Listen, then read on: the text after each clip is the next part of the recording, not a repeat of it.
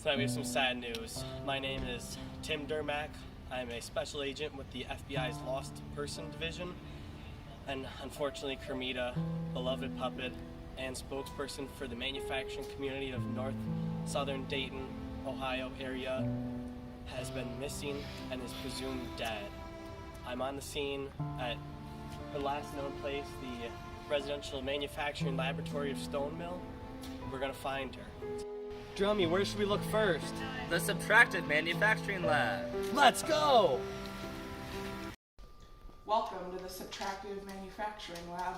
Ah, subtractive manufacturing, where you're just taking away material instead of adding it. So where's Kermïta? What did you... Kermïta, no! As the search for Kermïta continues, we visited a deformative machine shop, home to many processes involving the alteration of materials without changing their initial volumes. While this can refer to metal forging, rolling, or extruding, the facility we were directed to tonight specializes in polymers and composites. In particular, the equipment behind me is an array of injection molding machines, which are fed plastic pellets to melt and feed into molds to create specific shapes or parts.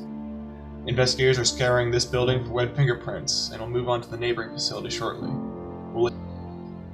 Our investigation takes us now to local additive laboratories, where machines work to stack layers of material iteratively to create a final part.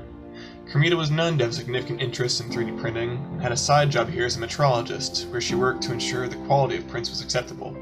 Her job was to ensure that parts printed using a direct metal laser melting machine were within tolerance, and to advise on machining operations otherwise. It is rumored that she was involved with one of the designers here, a man working with computer-aided manufacturing to design parts and program mill paths to machine printed parts down to proper spec. Their shared interest in advanced manufacturing has now made him suspect number 1, and police are currently looking to take him in for interrogation.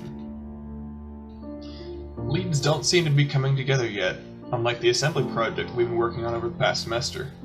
After being instructed on the proper use of mills, lathes, drill presses, and 3D printing software, we were able to create a wide base, pillar, and trophy to proudly display our score, 10 out of 10. If only we knew where Kermïta was, we could present her with a trophy and stand to show her appreciation for all that she's done for this class. While it seems that Kermïta may no longer have a future, it is safe to say that a future in creation is incredibly viable for many prospective engineers. Personally, I've already seen how much of my career might play out. As additive takes its steps from research to industrial applications, early adopters will become valuable employees and help. Well, Drone, we've looked everywhere in Dayton for them. Should we just ask the in-studio audience where we should look? Check the Heated Manufacturing Unit 3000! Well, by George, there's one right behind us! Oh, Kermïta's dead! Dearly beloved, we gather here to mourn the loss of an essential member to our manufacturing world, Kermïta. Amazing grace, how sweet the I once was lost. I'm just so upset.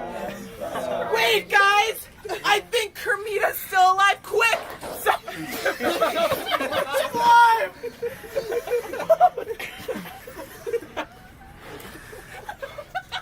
I'm back!